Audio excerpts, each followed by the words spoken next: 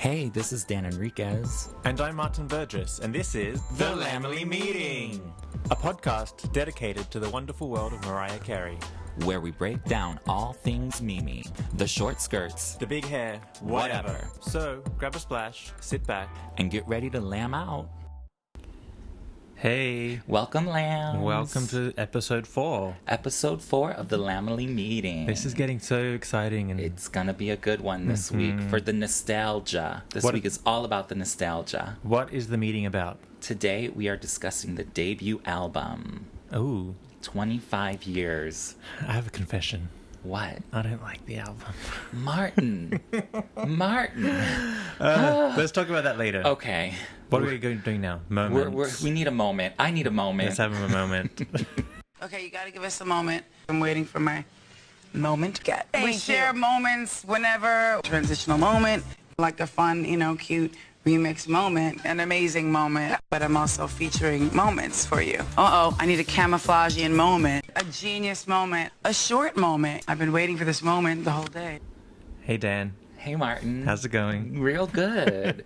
I mean, I feel like I've just been knocked upside the head with some information, but that's well, okay. You know, This is why we have these meetings. I've always said that I don't like the first few albums. Not that they're bad. I'm not saying they're bad. I just They're personally just not don't your. They're care not for your it. bag. They're not your cup of tea. Yeah, but let's talk about that later. We'll talk about that later because we have a lot of moments to go through today. Yeah. First of all, happy Labor Day weekend. Well, it's over now, Yes, but I know. End of summer. end of summer, everyone. Well, the good news is we're going into the festive season. Exactly. My This favorite is like time of our year. favorite time of the year. Yeah, I was reflecting on summer. I had a good summer. Yeah. It was very festive. It's pretty long.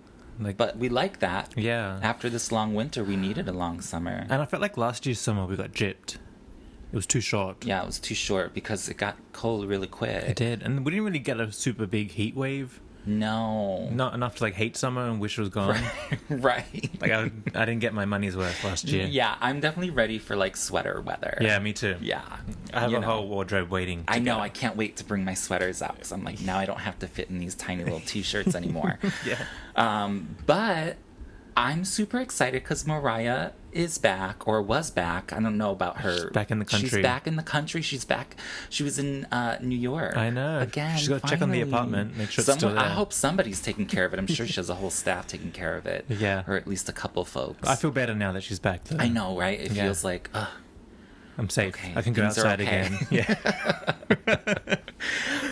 yeah, so she was here for Labor Day. Well, she didn't sit still. She didn't stay home and no, do she nothing. did not. She went to the zoo. Why would you? She was just traveling this whole time. Why I would you- know. It's like, girls, just sit Stay down. home. I would- Sit down. The last thing I would want to do is go to the zoo. Exactly. I would have sat in my closet all day if I Yeah. had her closet, that is. Yeah. Or maybe her bath. Exactly. Yeah. One of them. She has a lounge in the bath, so I know. you may as well just lounge there. But But if I had that bathroom, I would never. I'd never leave leave it. it. No. I'd conduct everything Just from my like- bathroom. you set up your whole life's business right there. Everything you need. Just that big TV in there, everything. I know, right? The Anyway. life of a diva. I love it. So, So I don't welcome know why back, she but was- I think she left. I think she's back in California now. Yeah, I know. But I could think be Jane- lying, but I'm pretty sure she is. I think James has a house out there. Oh, I bet he does. Yeah. Oh, and you know what? I think I read somewhere. I don't know anything about James because he's from your land. But his birthday is coming up. I think Hmm. Yeah. it's either today or tomorrow or something. It's sometime this week. Soon. So they're probably doing something. If they're not working, they're probably doing some big festive moment for his birthday. Yeah, but I bet she's also out there because she has to start filming the Christmas show. Yeah. Oh, movie. yeah. For sure. There has to be some sort of pre-production. Because it's out in what, Going on. October? What is it, September? It's September. I would think it'd come out in November or Early- December. I'm sure early November. Oh, wait, no, October. Well, It's still December. Thanksgiving, It'll- Halloween. Yeah, it'll probably be early December. Yeah. So, Is that when they start playing the Christmas movies? I guess. I don't know. when's Thanksgiving? End of Yeah, November? like the 27th, the 25th. So, like, after that, right? yeah.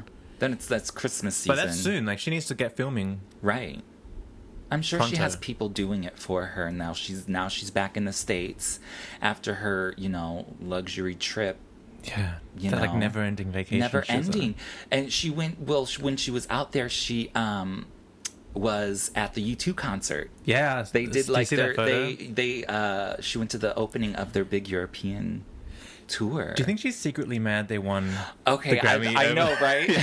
over I know that they've met before. Well, first of all, so let's remind the Let's listeners. remind everybody exactly what happened. Mariah was nominated for Album of the Year at the Grammys. It's Song of the Year and Record of the Year as well.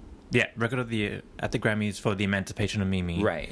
And then In for the same- We Belong Together, she was nominated for Record of the Year and Song of the Year. Yeah. And U2 won all of those awards. Yeah. She got nothing. Uh-huh. She got her R&B awards, which she's very grateful She for. got like 2 or 3. She got 3. 3 that year. Yeah, she got 3 because now she has 5. 25 years in the business and 5 Grammys.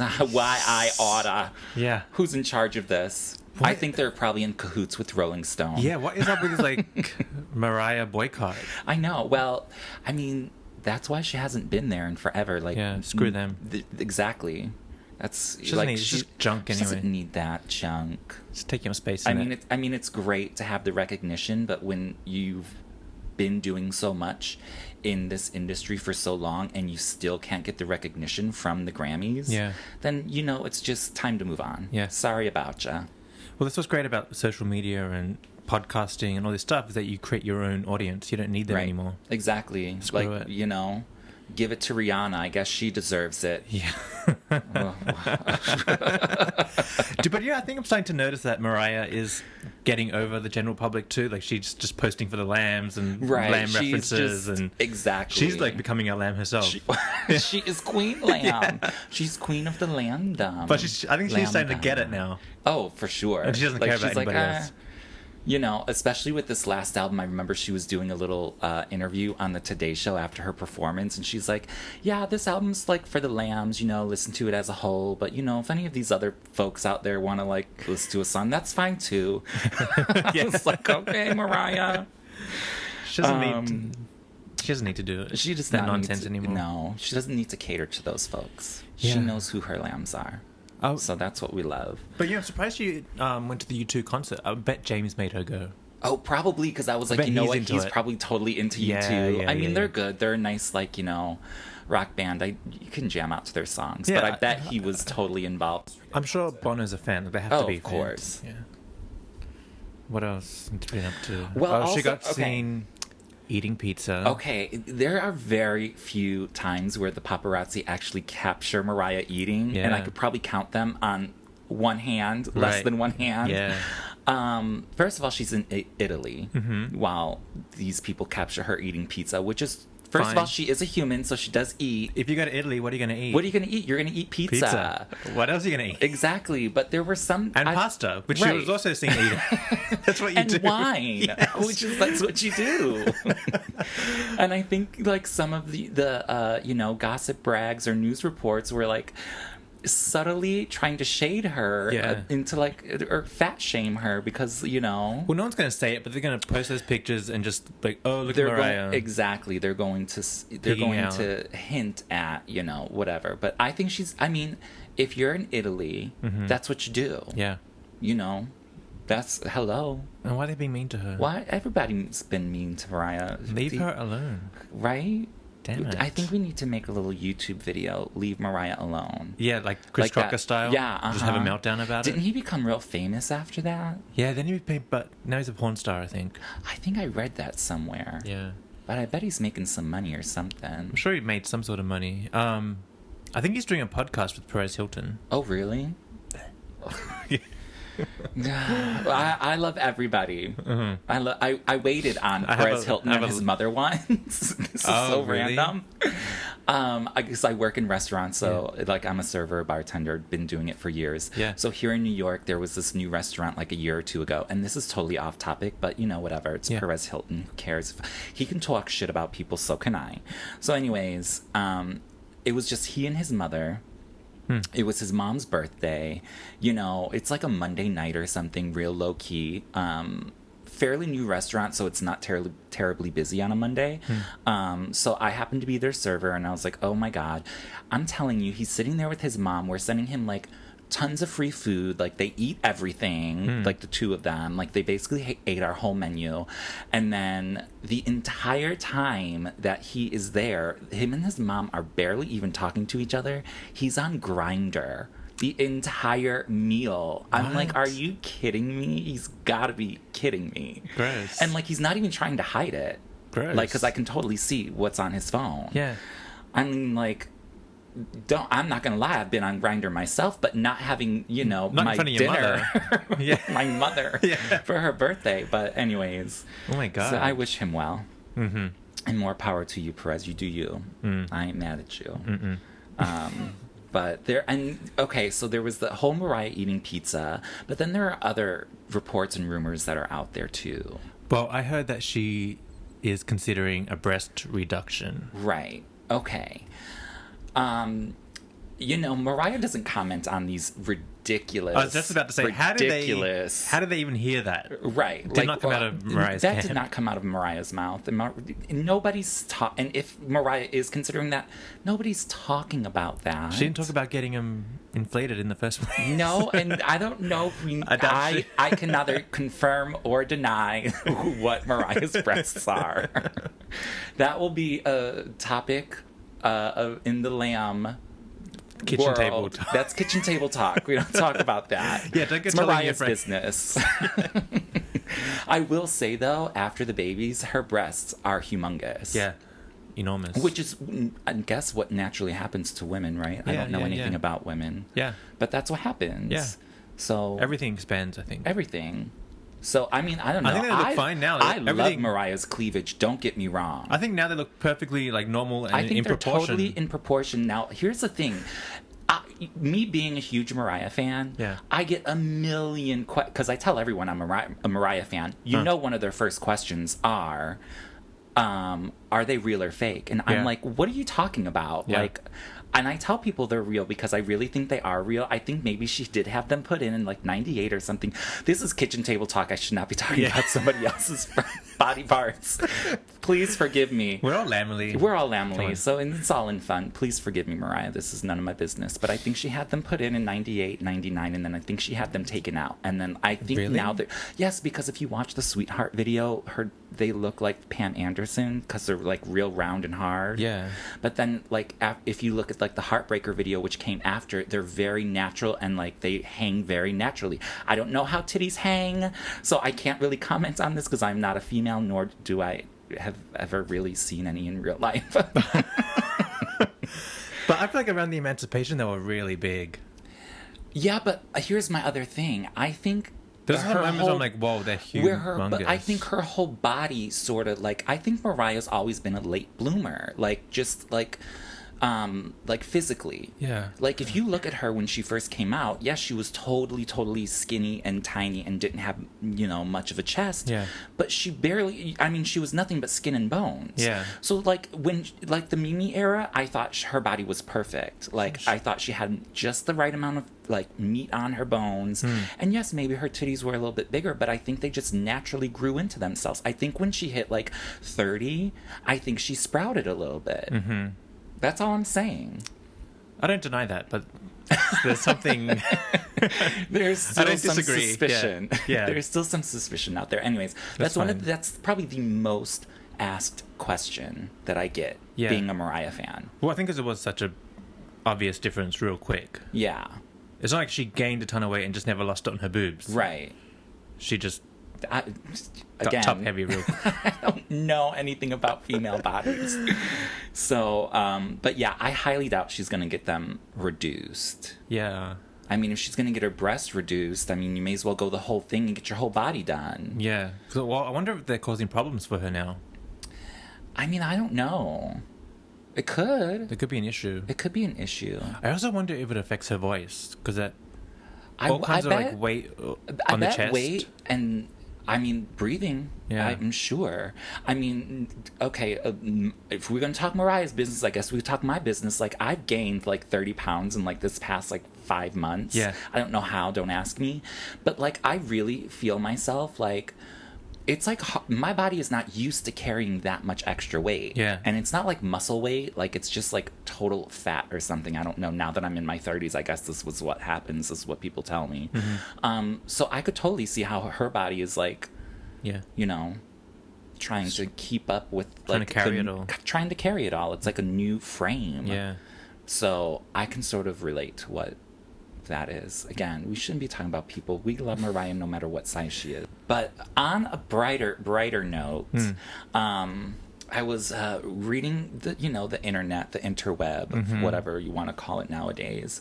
And on a good positive note, Spotify, which is like that streaming music thing. Oh, yeah. Which I used to use all the time, but now that iTunes does it, I just use iTunes.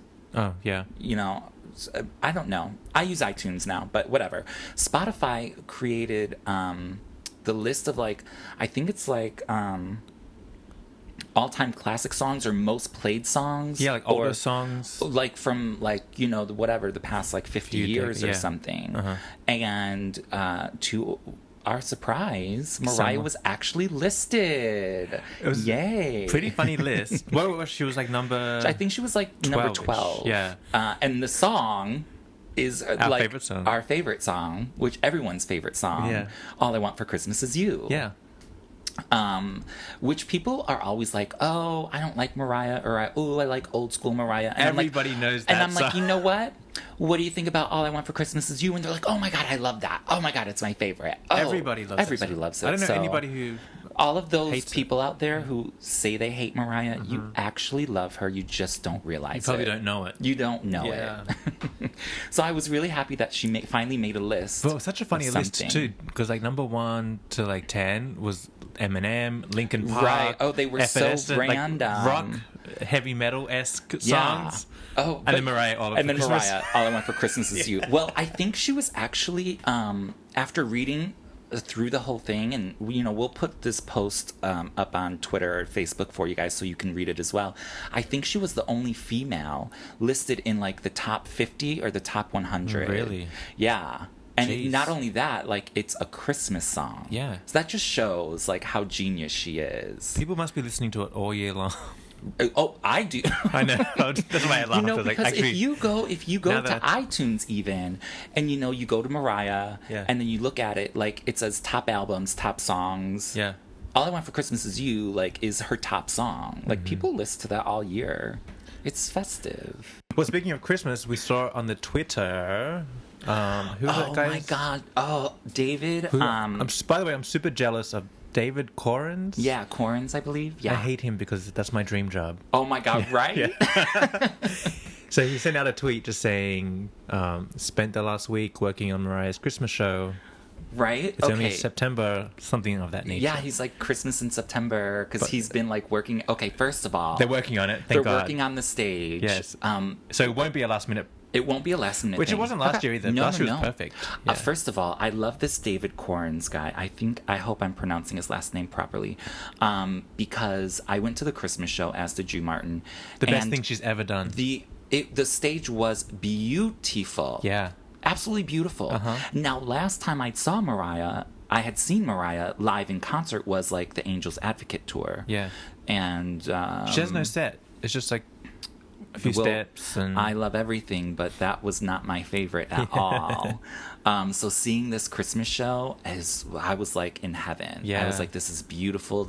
Someone has money put into it. Yes. It's great. And he's also doing...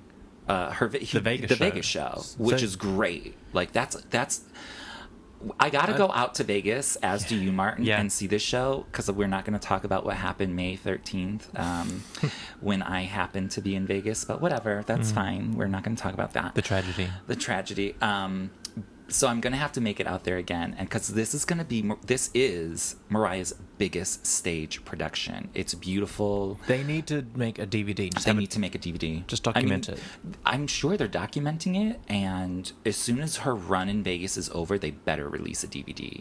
Thank you, David Correns, for doing all your hard work. I can't wait for the second show, because The first one was so amazing. Now they've had time to think about it more. It's going to be not like abstract, bigger and better. Like now we know what the Christmas show needs to be. And just a sidebar, Martin is so lucky because she's performing at the Beacon Theater, and Martin lives like basically a block away from the Beacon Theater. So like Mariah's basically performing in his backyard. Yeah, I know. It's not good because when it's like Christmas time, like when it happened last year, I was kind of just walking around the block all day long, trying to look what's going on.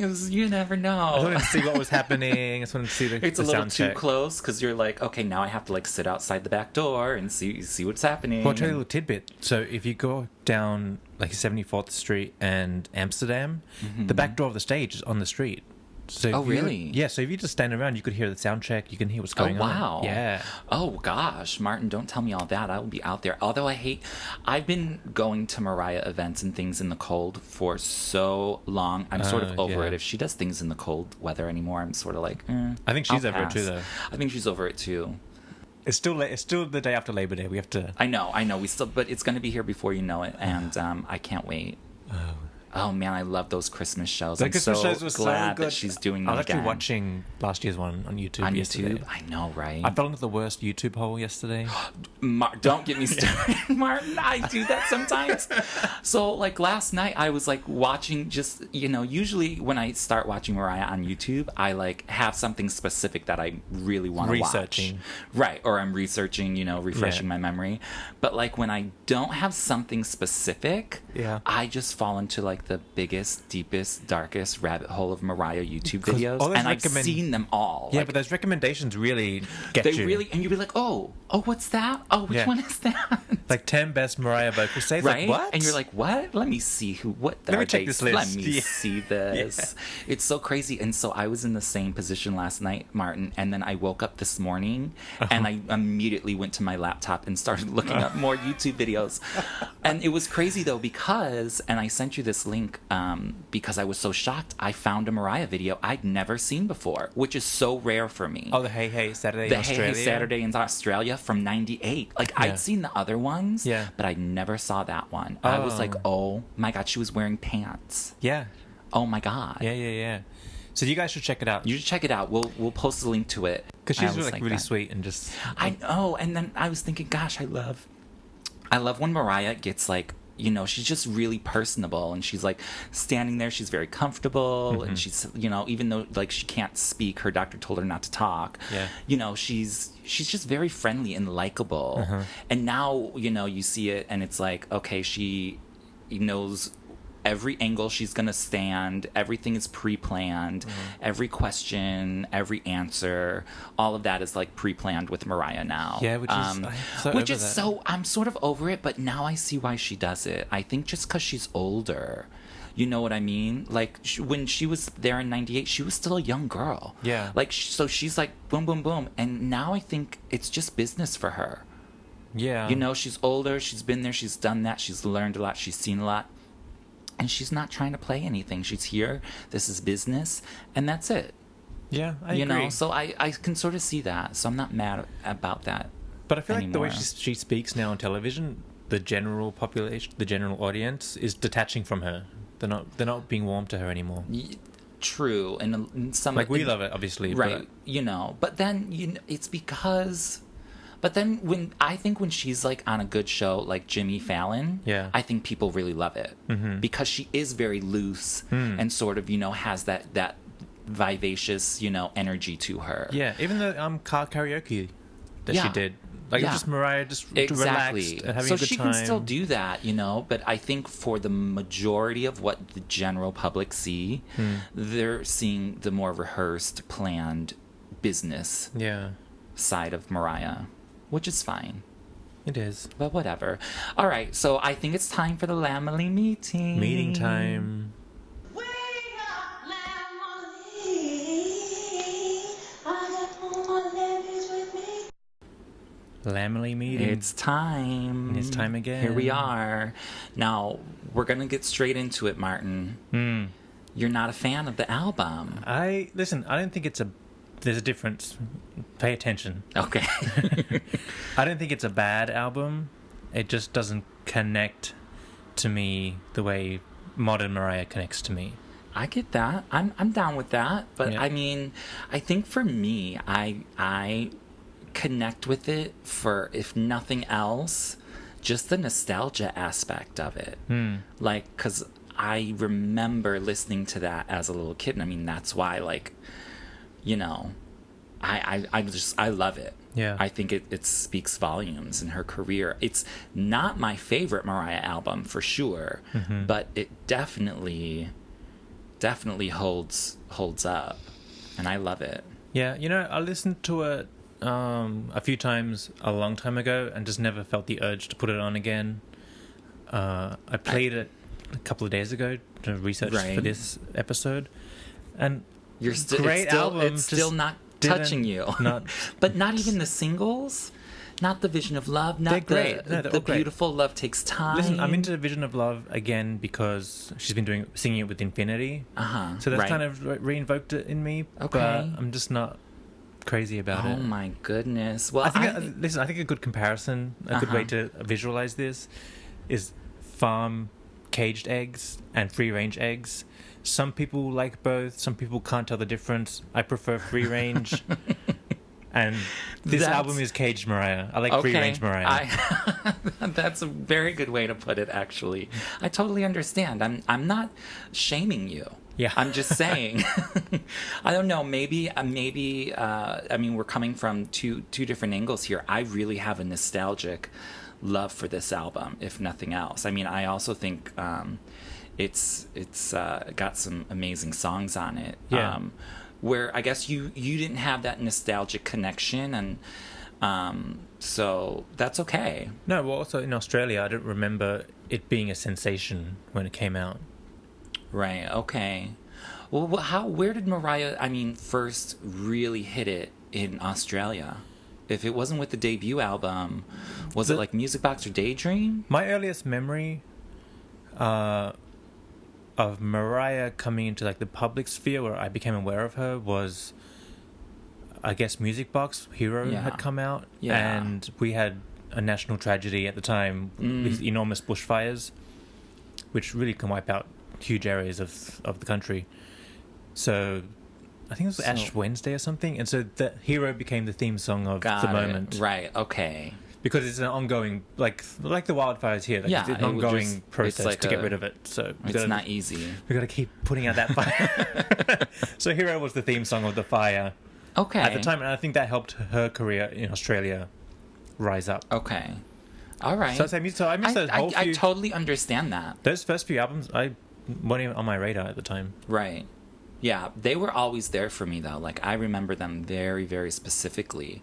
I mean, and, you know, it's always very interesting when I come across, like, younger lambs who are, like, 15, 16 years old, and they're like, oh, my God, I love Mariah and Lambily, hashtag L for L, this, that, and the other. And I'm like, sweetheart, baby doll. You didn't exist. You didn't even exist when Mariah was at the highest height of everything. Like, in the 90s, Mariah was everything. Queen of the no one world. could touch her. Yeah. No one could touch her. No. You know? And they I'm tried like, to, but... And I love you little lammies out there. I think it's amazing. But I bet, like...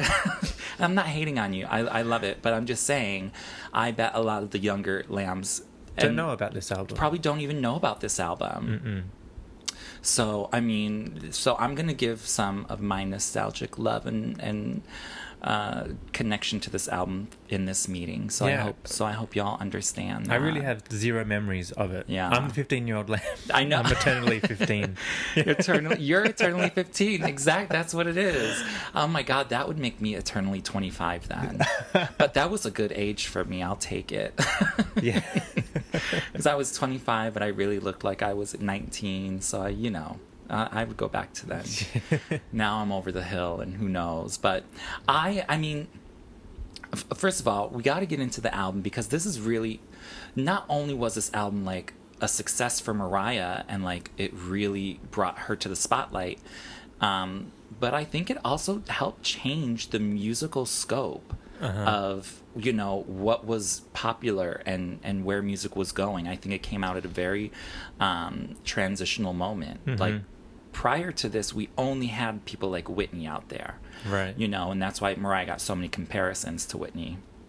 It's very ballad heavy. It's very it's very ballad heavy, and it's also very what do they call it? Middle of the road. Yeah, like adult contemporary. Right. It's very that. But I think that's okay. And honestly, if I had to say one thing about this album, sort of in reference to maybe why you're not a big fan of it, I bet Mariah's not even that big of a fan of it. I don't think she is. I think, she loved it and her dream was finally coming true and she was doing it. But because she didn't have her hands in every aspect of this album, I don't think it's her favorite, which is why I think with the Vegas show, when she was like, oh my God, I'm going to have to sing Someday again, yes. I just don't know about it. Yeah, I think she hates those songs. I just don't think she probably doesn't have that close connection with them because... when she was first signed, they took her music and they put it in hands of like 20 other million people of the label of the producers that she was paired with, because one of the main things that I remember when this album, and even looking back on it now, like Mariah she said, oh, I like this, blah, blah, blah, but like, for instance, she would have said, oh, with Vision of Love, I would have done it a little bit of a different way, like, because she was sort of forced to work with other people. Yeah. So just to give a little backstory for you guys who don't know, like... Oh, wait, do you remember that scene in Glitter when Debrat and the friend get axed from the video clip? And she says, yes, the label makes these decisions. Yeah, it's true. It's true. And of course, that moment had to be in there because... Okay, so start from the beginning, blah, blah, blah. Mariah, high school, she's writing. We'll try to make this real short. But a little backstory because her, she was doing like demo sessions and recording sessions just for whatever. Yeah. Like, I think her brother got her a couple like recording gigs or something. And through working with some of those people, she ran into... one person who then who introduced her to a guy named Ben Margulies. They then started working together on all these records, writing, producing. Most of the songs on the first album all were written with Ben and Mariah, like in the woodshed. Yeah, the woodshed with the little Casio keyboard, whatever their little makeshift studio was, and that's where she recorded her demo, which then, of course, famously got into the hands of Brenda K. Starr after her singing backup for Brenda K. and then Tommy Mottola, Cinderella Story, Fairy Tale, blah blah blah. But it actually wasn't even like that, because even from the beginning, there were label politics. So referring to Glitter, that moment where it's like the label makes these decisions. Mariah got signed, and her writing partner Ben Margulies was essentially axed out. Like, you're going to get credit, but you're not going to produce these. Mariah, you're not going to produce these. We own her now. We're just going to do what we want with, Mariah, you can write the melody and lyric all you want, but we're pairing you with these specific, of the moment top dog producers, and I don't think Mariah was a big fan of that, obviously. I mean, if you look at every album after that, she was labeled as producer, and she was even nominated for a Grammy as Producer of the Year for Emotions, which was her album right after her debut. Which you can't blame her, because she's like an 18-year-old girl. She's an 18-year-old girl, and she's like, okay, I got this. Like, okay, this is how it works. My hands are tied. I guess this is what I have to do. So poor Ben Margulies got the axe. And, I don't know if... I'm sure they're still friendly, because, again, it wasn't... Wouldn't it be great if we secretly found out Ben's been ghostwriting with her? Oh, my God. Secretly? Wouldn't that be something else? Plus, there's all those other demos that, like, they wrote together and recorded that have never seen the light of day. Yeah. So you never know. Mariah, what's up with those? I bet she hooked him up. Oh, I'm sure there was a great severance package in there with him. Hopefully he got something out of it. Oh, by the way, have you seen that video on YouTube? And it's like someone pushing play on a cassette recorder, and it's like a little and they're like, montage? oh, these are like the it's like maybe demo tape. A demo tape, like recordings from the original demo tape. I'm sort of skeptical. I'm skeptical on that, only because for me, I'm not quite sure what was on that demo, the original demo. I think Mariah said there were 5 songs on it, and I don't know what those 5 songs are. A lot of people think Vision of Love was on it, but I'm like, I don't know. I think Vision of Love was written right after she got signed, because Vision of Love is all about, you know, her love and for music and this finally happening. Like, she dreamed of this vision of love for her career. Like, that's really what the song is about. You know, so I think that came after, but I think a lot of people are like, Vision of Love was actually on it, I don't know, this, that, and the other, and on the demo tape. So I'm not quite sure. I think there's still a little, which is why I'm skeptical, because I don't know. But if somebody had it, I mean, it definitely sounds good, and it sounds like it's stripped down. Yeah, I hope they don't remaster it. I hope they give it like that old-timey cassette feel. Exactly. Like, don't HD it up. Don't do it. Yeah. I mean, because, you know, and here's a little tidbit of information for you guys who don't know a lot about the recording of this. When she brought the original, like, demo recording of Vision of Love to the label, and they're like, okay, this is great, we'll put it on the album, but here, let's work with this producer guy, this, that, and the other. And Mariah was not happy with the production of that song. She's like, it's too overproduced. But she was able to get them to include some of the original demo vocals. So all of the background vocals that you hear in Vision of Love are actually from the demo tape. Especially that when, like, towards like the middle or bridge of the song, when Mariah sort of calls back in her own voice in the background, like the high note, for instance. All those vocals are from the original demo. Oh, wow. So she was like, I need something from this because this is really how I want to do it. And so she was able to work that in. But like the lead vocal and the production, but those backing vocals were originally from. Oh, wow. Yeah. So I'm like, you know, there goes Mariah trying to do what she can. From day one. But having said that, I found this really interesting quote from Don Iiner, who was the president of Sony Records, which was like the father or parent company to Columbia, which Tommy Mottola ran, blah, blah, blah. And it just goes to show that from the very beginning, Mariah was so young and she was so ambitious, but she had no idea what she was getting into. Like, she had no clue, because like all she wants to do is just sing, write, and, you know, she thinks it's all like fairy tales, this, that, and the other. But little did she know, in the next few years, she was going to. This is a business, honey. Yeah. So I found this quote from him, and I forget who he told it to, but what he says is, quote, "For this particular time, she is my number one priority.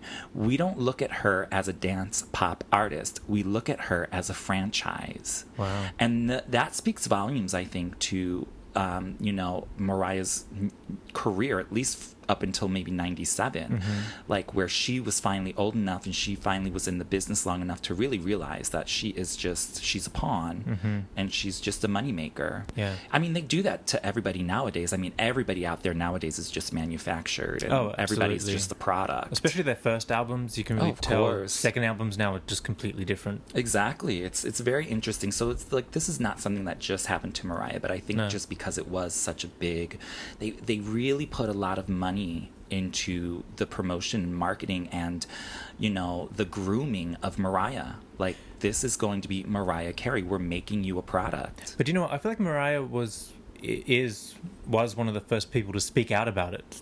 Definitely. Like, she wasn't quiet. She was not quiet. She was like, this is what's happening. This is what I want. We always knew that she was unhappy with the label and what got released, and this and that. Like, she never just played along like, oh no, everything's so great, I love it. Poor Mariah. But back to this big, beautiful album, the one saving grace, I think, on this whole album is the song Vanishing. It's a great song. It's a great song. And her voice is so, like, amazingly fresh. First of all. Fluid. Oh, my God. Soaring. You know, and if you don't know Vanishing, you've got to listen to it. I'm sure most of you do.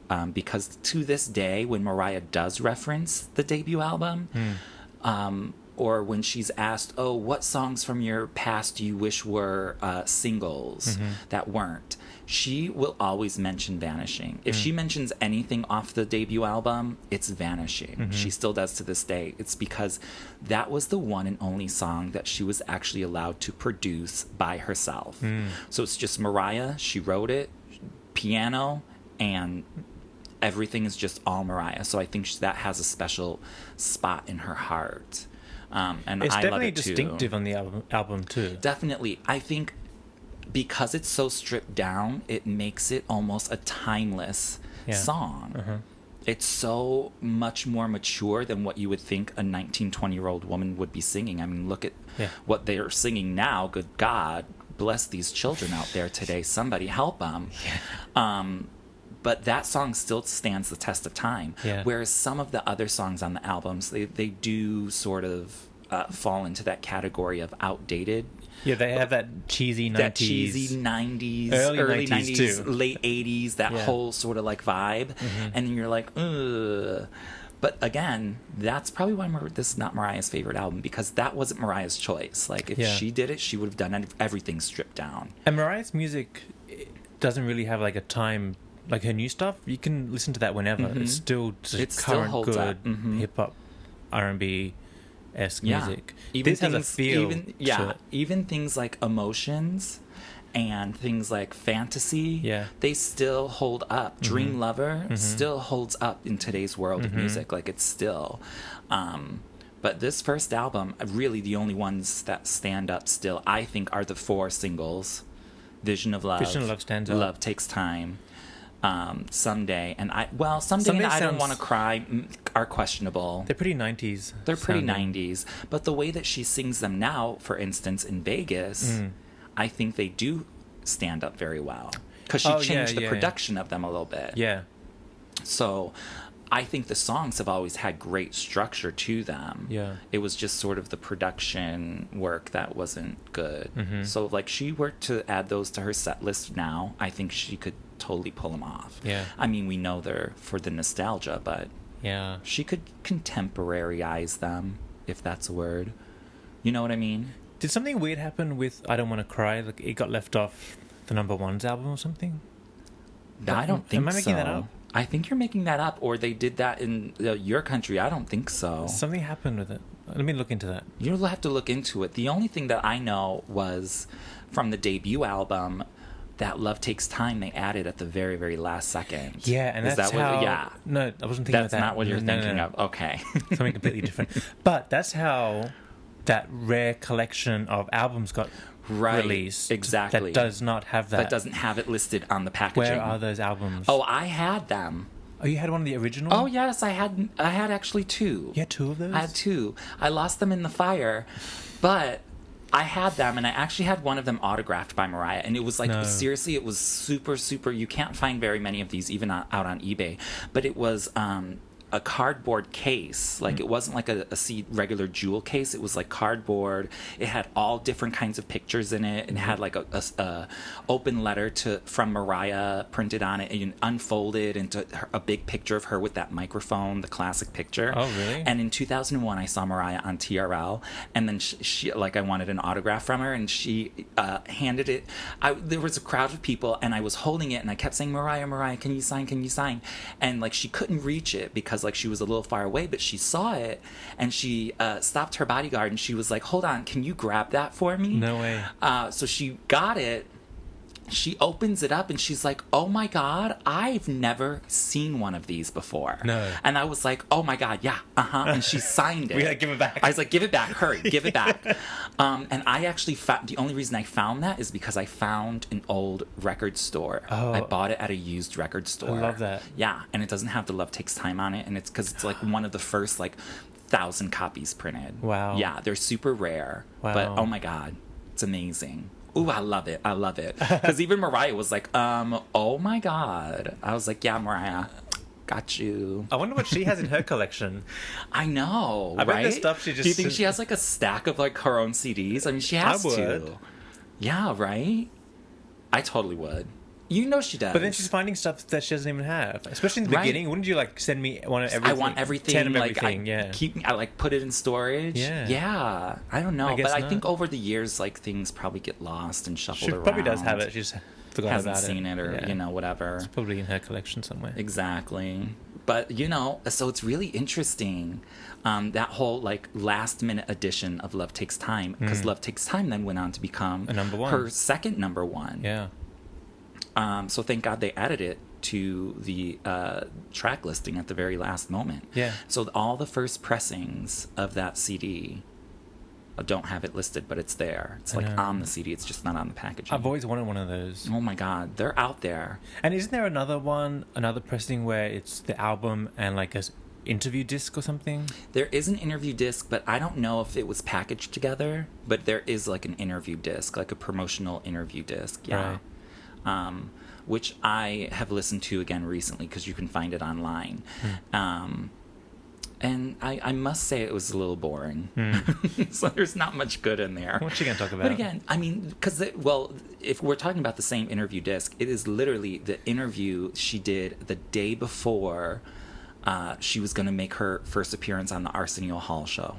Oh. So it was nobody knew who she was. Like, literally. Like, you can even tell, like, in her voice, like, she's like, it's like, wow, this is weird. People interviewing me, like, what am I supposed to say? Yeah. You know, because she's so brand new. Yeah. Which I guess will bring me to the money and the marketing that they've put into this album. Yeah. They put so much money into this, and they put Mariah right front and center for this album and the promotion of this album. Like, she made her debut television appearance on the Arsenio Hall show. That was like the biggest late night talk show ever, and that was like her grand entrance Here in America, yeah. I don't know what the other countries are like. I don't know if it's Hey Hey Saturday, Hey Hey Monday, Sábado Gigante. I don't know. I think it took a while for Mariah to leak out around the world. I definitely think so. I think because it's not like today where you can release you release something on that's iTunes worldwide. and the whole world has it. Yeah. I mean, yeah, it was a very different day and age. So I know that they probably strategically were, slowly building her up to be a global artist. Now, wasn't her first TV appearance that when she did the national anthem? Okay. They were 3 days apart from each other, but her national television debut was the Arsenio Hall show, and then 3 days later she did that NBA final, I believe, or is it the other way around? I should have done my homework. I'm thinking either way they're 3 days apart. Right. She did that, and then she did the not the national anthem. What's the other American song? Spangled Banner? No, that's the national anthem. Gosh, I wish I wasn't so old. My memory's going. The national America the Beautiful. That one. One. The national America the Beautiful. Did she sing that at the Super Bowl? All these after? No, that's the national anthem. Oh, okay. Oh my goodness. Okay, Martin. There's a couple. Just speaking as a foreigner, we don't always have two songs as well. We only have one song. Okay, well, officially there is just one song, which is the national anthem, the Star Spangled Banner. That's it. Okay. But then you guys sing that other song. Like, wait, was that the national anthem? No, I don't know why they do that. I don't know. The Purple Mountain's Majesty, however the song goes, but she sings it. They sing that sometimes. I don't know why they sing that. Who knows? I'm a bad American. But they sing that song. Well, I just get confused which one's the national anthem. They both are in my mind. Okay, well, there's only one official. Okay. But that's fine. Anyways, she sang that song at one of the biggest, sporting events. And, 14 million people were watching. Yeah. Nobody knew who she was. And she hits that high note, which is, there's not a high note in that song. Whereas the national anthem, you do usually go up an octave or a key or something. I don't know what it's called. So when Mariah sings the national anthem, she always puts that high note in there because that's just naturally where you go. Right. With the America the Beautiful, there really is no high note in there. So for her to switch it and do that, she cemented herself. It was just crazy. People, the whole arena was buzzing. It's crazy. Yeah. And not to be shady, but when you I just listened to the first album, you forget how big her voice was. Exactly. Oh my God. It's not like that anymore. It's not like that anymore, but I think which is fine. Which is fine because when you're old. First of all, if you really want me to say the truth, she performed Vision of Love hundreds of times, in her career. But I'll tell you, my very favorite performance of Vision of Love is from 2005 BET. I think it was called The Blueprint. special. Oh yeah. Because she has such a more, her voice is so much more round, so much more full, and I like it that way. Like in those early days, I think she was a little, like, it was a little too crisp for me. Like, I like a little husk. I love the performance that she just did of Vision of Love on Kelly and Michael. Yeah, she sounded great. Amazing. I like when she sings Vision of Love in today's voice, as opposed to back then. But her voice was, her voice is still, no one can sing a Mariah song. No one. Nobody. Like, I know, like, people try and this, that, and the other, but let me tell you, and no disrespect, R.I.P. Whitney Houston, one of the greatest singers, and there's millions of great female singers out there. But this is what I've always said. Mariah can sing a Whitney Houston song. We haven't heard that yet, but we just know it's possible. Whitney Houston could never sing a Mariah song. I mean, literally, there's no one who can sing a Mariah song the way that Mariah sings it. Yeah. Like, you could sing the lyrics, you can sing that, but the nuance and the subtlety. There's almost also the emotion that comes out of Mariah when she sings her songs. Because she writes them for herself. Like, no one can match that. No. So Whitney could never sing a song like Vanishing. Yeah. Like, it's just impossible. And that just shows that, like, Mariah is just one of a kind. And that's why I love it. And, like, with this debut album, she really set a precedence. Yeah. I think what I really noticed was that her voice was so fluid. Like, it could just switch notes and gears. Up, down, and without, you can just tell she's not even thinking of it. Like, it was just so easy. Yeah. It was so easy for her, but that's all right. And I love going back and listening to these early songs for that reason, because it was just so effortless. And I love it. I can't get enough of it. But, so, she had huge success with these 4 singles. Yeah. Right? Now, she didn't like her videos for any of them. No. Like, I think we were talking just the other day, it was not until Dream Lover. Yeah. Oh, yeah, that she was like, started to like them. That she started to like her videos. They're pretty cheesy. And they're like 90s. Yeah. Like, when you look back at, like, songs like I Don't Want to Cry video, or even Someday. Yeah, do you remember just recently she was doing those, like, behind the scene commentaries on each video, and Someday she just was like, I'll let the lambs talk about it. She didn't. I don't know her. She hates that video. But she was doing what she had to do, because they were like, the label makes these decisions. The label makes these decisions. But it is what it is, and she did the best she could with what she had. Yeah. But, like, she was growing still as an artist. I know, and the Vision of Love video is kind of iconic now, like that. Right, her in the big, weird scene with the sunset and the tree in the background, in the giant window, and she's like on the swing with the cat or something. And why is she like a little midget in that big giant window? I don't know what I'm not quite sure. It's kind of odd. It's like a dream sequence or something. Or like maybe she's like looking up at God or something. But did you notice that in that video it's kind of like the same setting as the Butterfly video? No. The house with the staircase, and she's holding the bars in the country. Okay. Butterfly, she's escaping that. I see that now. I never saw it like that. Opening up our minds. Yes. I love it. So that could be like a total like come around moment. Like she moment. was escaping, getting out of that house. Yeah. And she definitely... remember when she was getting out of Sing Sing? Yeah. I think that was Sing Sing, yeah. But that wasn't in Sing Sing. No, but I think that represented it was sort of that. Like, her breaking free from that. Oh my God, yeah. That's so interesting. But that was the second version of the video for Love Takes Time. Because they Vision of Love. Yes. Sorry, Love Takes Time is like my favorite album, but there is another favorite song. What's the first version? No one's ever seen it before. Oh, really? They totally scrapped it. They spent like hundreds and hundreds of thousands of dollars on it, and then they scrapped it because... Which in the day would have been millions. Oh, exactly. Yeah. Like if it was nowadays, it would have been millions of dollars. Yeah. But that was still big, huge money back then. It's a lot of money.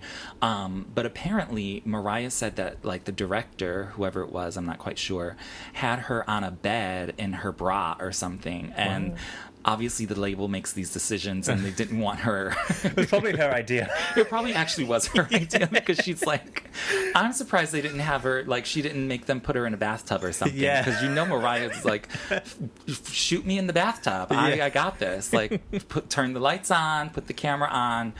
I'll jump in the bathtub. It'll be great. Yeah. But so I think they had to reshoot that for Vision of Love, but but I love the Love Takes Time video. It's black and white. Oh yeah. It's just her on a beach. She's depressed. Yeah. Oh my God. And it's In her just rap. great. In her little rap. Yeah. Oh, it's just beautiful. It's very simple. Yeah. But then when you get to like, now overseas, they did release There's Gotta Be a Way. There's Got to Be a Way. Mm-hmm. Oh, I like that song. I love that song. But the video is probably one of the cheesiest videos I've ever seen. Like, but anyways, so when you look at the album's overall success, there's no way that you can deny what this album did, not only for her career, but for music and for generations to come that now all want to sing like Mariah. And can't, obviously. Like, a voice like Mariah's, that's once in a lifetime. Sorry. Yeah. There's beautiful singers out there. There's people with amazing talent, but there's only one Mariah.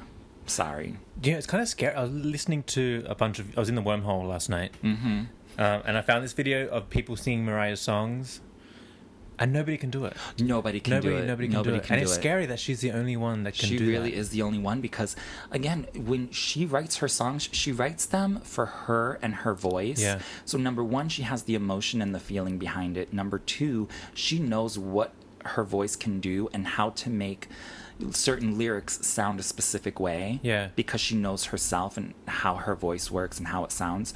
So when she sings certain, like, phrases or lyrics, she makes it sound a way that no one else can because it's just so distinctly her. Like, she's so unique. And she has been doing it since the very, very beginning. Like, that's it. That's why she does this. I don't think she would do this if she, couldn't write her own music. Okay, so when Mariah was getting first signed to an album deal, she was shopping around all her demos. Yeah. Warner almost got her, right? Exactly. Yeah. Which was so interesting. And this is why she ended up where she ended up, because Warner Brothers was going to take, I believe it was All in Your Mind, which was on her original demo. And they were going to use it for a movie. I believe the movie's called Stand By Me. On the soundtrack for that movie. Yeah. And they were going to sign her then to like a full a record deal. But at the same time, that's when Brenda brought her to the party. So she almost had like this tug of war. And what ultimately won this tug of war for Sony Music and Tommy Mottola was like, Tommy's like, okay, I'll give you the ability to write. And Warner Brothers wasn't going to let her do that. Wow. So that was like, boom, that's where she's going. Yeah. And I mean, look at it now. I mean, boom. Who wouldn't known that her album like would really blow up like that? I mean, here in America, even though I was very young, I know like Mariah was it. Like that was it. This album did so much. I mean, not only was this the first debut album to have 4 number 1 singles, one after another, after another, after another. Mariah actually holds the record. I still believe she holds the record for 5 consecutive number 1 singles. Her first 5 consecutive number 1 singles, because then her next single, Emotions, went number 1 too. So that makes 5. But from a debut album, 4 number 1 singles is unheard of. Yeah. That's huge. Yeah. It's absolutely huge. I mean, this album... So, especially ones that she also wrote. Oh, exactly. You know what I mean? She wrote this whole album. Yeah, because they're making 4 number 1 singles. Yeah, they're making a deal of like Rihanna's got all these hits now. It's like Rihanna doesn't write. Yeah, she doesn't write and produce. I mean, I think it was Katy Perry had 4 number 1 singles from an album. Oh yeah, like recently, her Teenage Dream album. But that was her second album. So, yeah, when you can do this on your debut, that speaks volumes. Like, that's huge. And it's, like, crazy to think 6 months after this album was out, maybe 6 to 8 months after this album was out, she was winning 2 Grammy Awards. Right. Like, right out the gate. Yeah. Like, that's unheard of. It's crazy. You think of like, you know, and I know the Grammy rules and regulations have changed over the years, but like for someone who's brand new, not even been out a year to win Best New Artist, that doesn't happen anymore because like the cutoff dates now are different. So like if somebody wins Best New Artist at the Grammys nowadays, it's because they came out 2 years ago. Yeah. You know what I mean? Like everything sort of has like a back lag to it. But back in the day, it was like boom, boom. But I bet the Grammys at the time, because they had the Milli Vanilli scandal. Right before, the year before. Locked eyes on Mariah, like, give her the... give her. She's real Yes. talent. Yes. Yeah, she was nominated for a couple of things that year, but she only won 2. Best New Artist and Female Vocal for Vision of Love, which is great. I can't imagine anyone else winning against Vision of Love, because that was it. Yeah. That was it. But essentially, this album... It did a lot. 11 weeks at number 1. Yeah, 11 weeks. That's impressive. That's impressive. Today, to date, in America, this has sold 9 million copies. It's just shy of its diamond status. Oh, really? Which is 10 million copies. Oh, wow. So eventually, one of these near years, Hopefully it will be soon, now that recertified. And she'll get that third diamond album. Are they doing something festive? They're doing nothing for it, right? No, I think they should do a re-release or something for the yeah. 25th anniversary, like a box set, you know, or something. They need to make that demo a double disc. Oh my God, wouldn't that be the best 25th anniversary thing ever? Yes. Well, like I said, I don't hate the album. There's obviously some impressive things, and it's the launch pad for her career. It just isn't. It isn't the Mariah that you love. I can appreciate it though. Yeah, there's definitely appreciation needed for it. I think that, you know, there's 2 classes of lambs when we're talking about like the debut album, and maybe 3 classes. Like there's people like me that feel so nostalgic to it and, you know, love the songs. Love Takes Time is really one of my all-time favorite songs, and now that she's singing it in Vegas, I like am dying. So I have that nostalgic connection to it. Because I was listening to it when I was like 8 years old, like thinking, oh my God, who is this great? I've never heard anything like it. Yeah. And then there's the second category, which is sort of like lambs like you, who are like, yeah, it's a great album, but like I like Mariah when it's like real Mariah. Yeah. You know, like the farm fresh eggs? The free range. Free range Mariah, out of the cage. Free range, out of the cage, Yeah. you know, able to give us everything, you know, like when she's giving us, you know, exactly what she wants. Yeah. And then I think there's maybe a third class of like younger lambs, like who are like age 15 and younger, who love Mariah, who like can't connect with that album because number 1, they're too young, and number 2, they just don't have the nostalgic connection. Yeah. Like, you know what I mean? I think the nostalgia comes in when you jump on the ride with Mariah. Because like for me, I'm so nostalgic about the Butterfly album and the Honey video. Right. Like all of that is nostalgic for me. When I rewatch that, I'm like, oh my God, I remember it brings you back to my memories and the places. That's where my nostalgia kicks in. See, mine starts earlier. That's why maybe I love it more than you. Yeah. Well, for the younger lambs, if they're joining in at Emancipation, right? I think that's just where that's where it begins. That's the span of their nostalgia. Yeah. Only goes back that far, which is really a shame. So I hope you lambs out there love talking about this album and go back and revisit it, and, you know, rediscover it, and try to like forget about the cheesy production of it. Think of like the song structures, the song lyrics, the melodies. Listen to her voice. Just listen to her voice. I mean, that's what this album really is all about. Yeah. And so I think for me, it just stands up there. It's great. Yeah, I'm sure there are going to be lambs that go back and re-listen to it, and maybe they realize they do like it. I'm sure there's a whole spectrum of there's a whole spectrum. lambs. I'm there with the album. It was like life changing for me because like I was like, oh my God. Oh really? You know what I mean? Like yeah.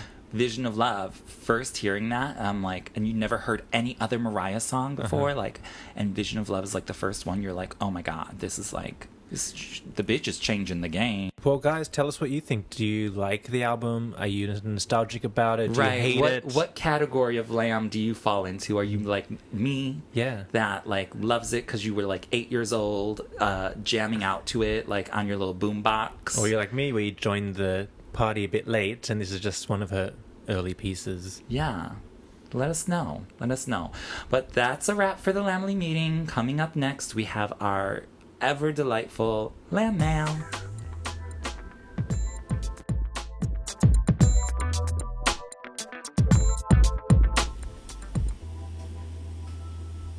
Okay, guys, it's time for Lamb Mail. Our favorite part. Yes, I'm so into Lamb Mail. I know. I love getting the feedback because I want to know what other people are thinking. Yeah, keep sending it, guys. But we want more. I want more because like I can't get enough. I can sit and talk about Mariah forever, and I do, but like I want to know what other people think too. Yeah, you can find us at like Lambily Meeting. Yeah, send us Facebook. anything. Like even if it's not a topic we're talking about in the Lambily meeting, send us like a topic you want to hear about. Yeah, we need help. Yeah.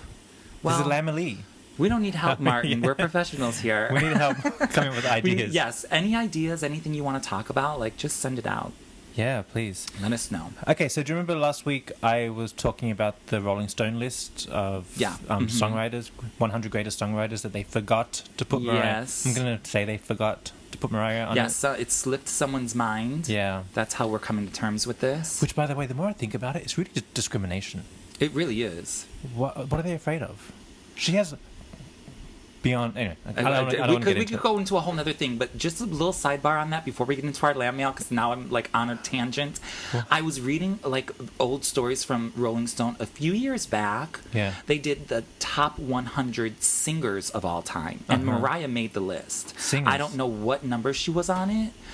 So if They she was on acknowledged her. that, why can't she be on the 100 greatest songwriters? Yeah, because they go hand in hand with Mariah. Right? Because it goes hand in hand with Mariah. I bet if Mariah was to choose one over the other, she'd go with songwriting. Exactly.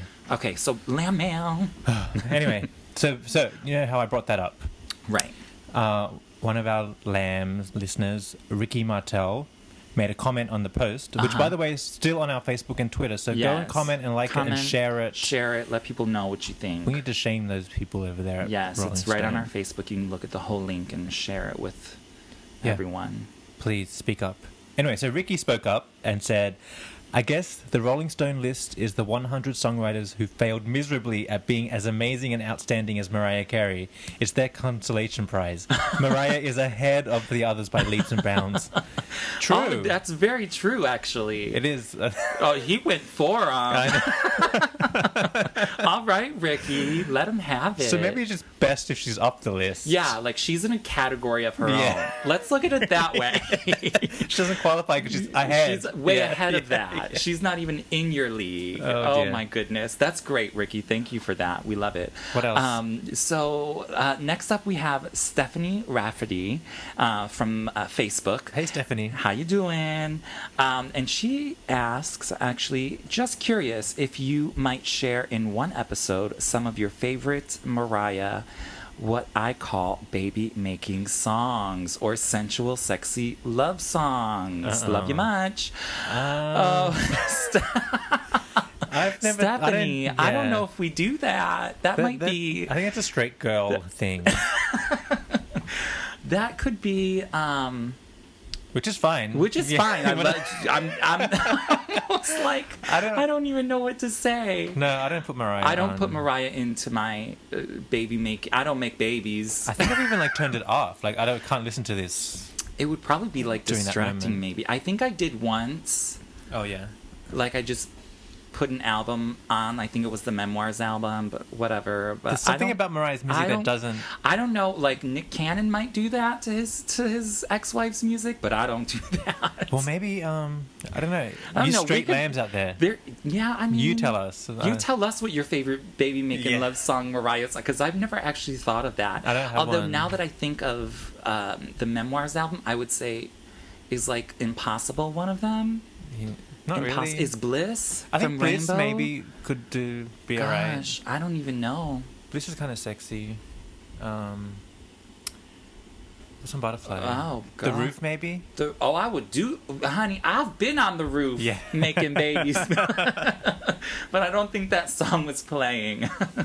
Maybe The Roof. But even then, it's such a good song. I'll be concentrating on it. Right? Yeah, I don't have Mariah while making babies. Nah. I don't know. You guys let us know. Yeah, We're putting it out there on Stephanie's behalf. You guys... Stephanie, what's your favorite song? Hashtag Mariah baby making. Well, there has to be something else. Yeah, I'm sure there's a couple in there that are real sensual. I really think... Yeah, I think Bliss is probably a pretty central... Yeah. Song. In terms of love making. I don't know, guys. I know. I'm at a loss for words almost. But thank you, Stephanie. We love and appreciate that. Actually, I noticed on our Facebook we have some straight guy lambs. Oh, we do? So you guys help us out. What do you guys put on? What do you guys put on? What sexy Mariah songs? I don't know. Let's go over to Twitter now. Okay, let's go to... Now I'm still thinking about it. I'm like, Stephanie. Yeah. I don't know what I could even say. I feel like it's more like blasphemous if you did that. Yeah, I don't even think of Mariah in that way. No, me either. It's so sacrilege. But I guess these straight people do. They do. That's and like straight guys think she's... I mean, I think she's beautiful. I think she's one of the most amazingly beautiful people ever. But like, I don't equate her in like a sex... You know, Wendy Williams always says, I can't imagine Mariah having sex. Me either. Yeah, me neither. I mean, she's definitely not taking the heels off. No. Okay. I bet it's a traumatic experience for her. She hates it. I know. Okay, Twitter. Well, who do we got on Twitter? Oh, we got Morpheus. Love it. And he said, at Lambily meeting, I'm about to luxuriate with a splash and listen to Mariah Carey's shadiest moments. Oh, he's a listener. Love it. Hashtag Lambily meeting. Love it. That's what you got to do. You got to take your moment, your little afternoon bubble bath. Yeah, with splash. And put us on in the background. And send us some pictures of you doing that. Yeah. Well, not in the bath. Well, maybe not in the bath. Out and about, on the bus. Yeah. Whatever you're doing. However you do it, you know. What else we got? Instagram, here's one. Disney is my ecstasy. Is that how? What's that? Yeah, that's it. They say, I love you guys. Your podcasts are so fun to listen to, and you guys are really devoted lambs. Well, thank you. We appreciate that. Thank you. I mean, I am devoted. Pretty devoted.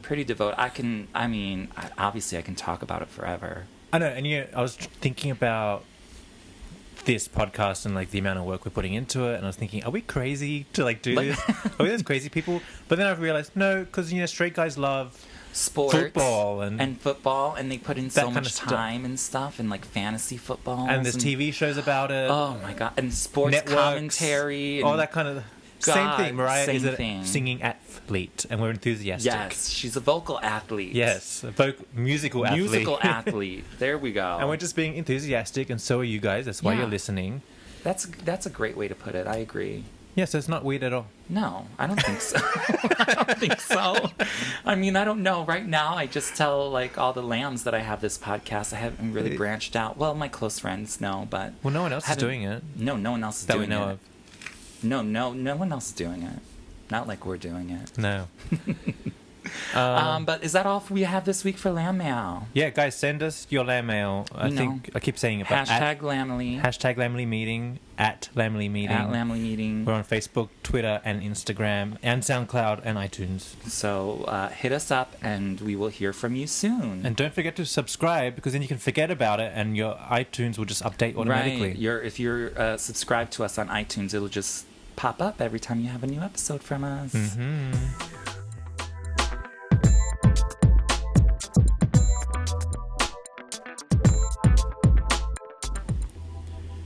Okay, guys, that's it for the meeting. We're wrapping it up finally. Finally, we kind of blabbed a little bit. Yeah, we got a little Mariah of the mouth. Because she can talk. Exactly. So we talked. Well, we want to know what you guys think. What are your memories of the first album? What are your connections to it? What are your loves and thoughts and all of that? Do you want a box set like we were imagining? Do you want to hear the demos? Yes, we do. Yes, desperately. Speak up, because people pay attention. Exactly. So send us like tweets of what you want. Yeah. Demand the demo. Demand the demo. Hashtag Epi Records in it. Yeah. And let them hear it because I know it's out there and it's a gold mine. And don't forget to follow us on Facebook, Twitter, and Instagram at Lambily Meeting, all one word. And hashtag us, Lambily Meeting. Yes, and we want to hear from you because next week we are discussing... Ooh, the men's of Mariah. Yeah. All of her relationships. She's had some good ones. She's had some very public ones. Yeah. Some not so public ones. Yeah. I know, like, this topic is very kitchen table talk because you shouldn't be talking about... Well, it's Lambily, so don't tell your friends about it. Just keep it to yourself. Yeah. Just keep it to yourself. So, yeah, like, so if you had one favorite Mariah man relationship, who would it be? I know it's the bad boy, but Jeter. Jeter, of course. Yes. He held up well, too. He still looks good. Ooh, he still looks good. Yeah. Okay, we'll get into that. Don't get me started. Okay. Oh, okay. No, I was going to ask you something else. Okay. No, forget about it. We'll save it for next week. We'll save it all for next week, but... Oh, guess what? Oh, well, since we're on that topic, we're going to have our first guest next week. Oh, my gosh, you guys. Here we go. It's not But it's a good one because you don't come across people like this very often. No, so speaking of Mariah's men's, one of my neighbors and friends, Kathy Heiser, was at Mariah's first wedding. Can you believe it? An inside eye to Mariah and Tommy's over-the-top Fifth Avenue wedding. Yes, and she wasn't a guest, so she was there working on the staff, so she got a full bird's eye view. Full behind the scenes and everything. Yep. Oh, my God. That's going to be exciting, guys, so tune in for that, too. Yes. All right, guys. Thank you so much. Thank you. We will see you then. Bye-bye. Bye.